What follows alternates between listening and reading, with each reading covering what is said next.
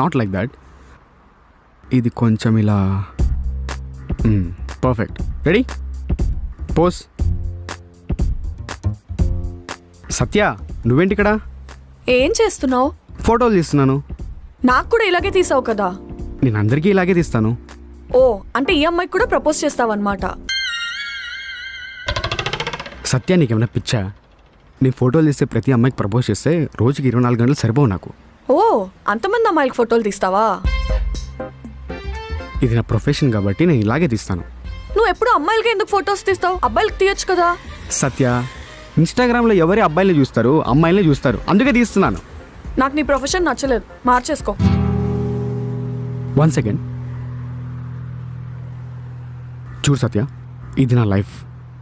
నాకు నువ్వెంత ఇంపార్టెంటో ఇది కూడా అంతే ఇంపార్టెంట్.